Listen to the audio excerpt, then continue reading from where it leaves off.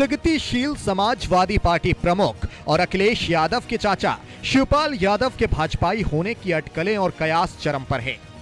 लेकिन शिवपाल के पाला बदलने का उचित वक्त क्या है? उनके राममय होने के बावजूद उनकी बीजेपी में एंट्री पर पेंच कहां फंस रहा है? ये सारे सवाल इस वक्त सूबे की सियासत से जुड़ी अहम सुर्खी हैं। लोग ये भी जानना चाह रहे हैं कि बीजेपी क्यों शिवपाल पर डोरे डाल रही है। माना जा रहा है कि शिवपाल को लुभाने की वजह जसवंत नगर सीट हो सकती है।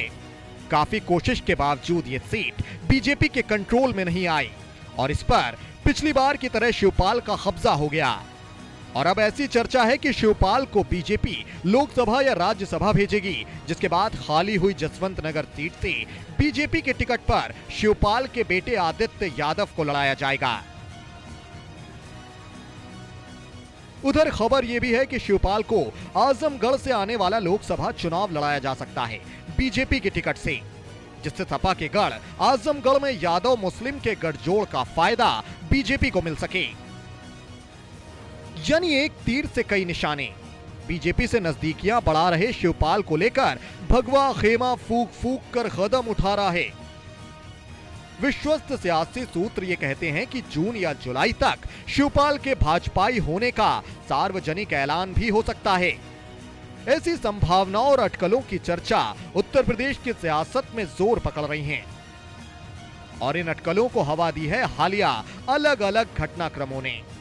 सबसे पहले अखिलेश की बैठक में शिवपाल का ना बुलाया जाना, सीएम योगी और शिवपाल की मुलाकात, बाहर निकलकर शिवपाल का ये बोलना कि जल्द वो कुछ बड़ा खुलासा करेंगे और उसके ठीक बाद शिवपाल का अपने ट्विटर अकाउंट से कई दिग्गज बीजेपी नेताओं को फॉलो करना, अखिलेश यादव का अपने पिता यानी कि मुलायम सिंह यादव से मिलना और केशव मौर्य का ये बोलना कि फिलहाल उनकी पार्टी में कोई वैकेंसी ही नहीं। ऐसी तमाम हालिया गतिविधियों ने इन चर्चाओं को हवा दी है कि शिवपाल का झुकाव बीजेपी की ओर तेजी से बढ़ रहा है। शिवपाल के पाला बदलने की खबरें 28 मार्च से वजूद में आईं। अखिलेश ने एक बैठक रखी जिसमें सभी दिग्गज समाजवादी लीडर्स को बुलाया गया, लेकिन चाचा शिवपाल इस बैठक में नहीं बुलाए गए। उधर इसके ठीक 2 दिन बाद यानी कि 30 मार्च को वो अचानक सीएम योगी आदित्यनाथ से मिलने पहुंचे थे। योगी से मुलाकात के बाद उन्होंने कहा कि वो वक्त आने पर इसका खुलासा करेंगे। सियासी गलियारों में चर्चा का दौर शुरू हुआ और ये कहा जाने लगा कि शिवपाल अपने लिए एक बेहतर विकल्प तलाश रहे हैं और अपने बेटे आदित्य यादव को भी सेट करने के जुगाड़ में हैं। अटकलें लग ही रही थी कि शिवपाल ने अपने ट्विटर अकाउंट से CM Yogi, PM Modi, deputy CM Dinesh Sharma समेत बीजेपी के तमाम दिग्गज नेताओं को फॉलो कर लिया, जिसने इन चर्चाओं पर बल देने का काम किया। उधर अचानक अखिलेश यादव अपने पिता मुलायम सिंह यादव से मिलने पहुंचे और ये माना जाने लगा कि शिवपाल की गतिविधियों को लेकर बाप बेटे के बीच चर्चा हुई है।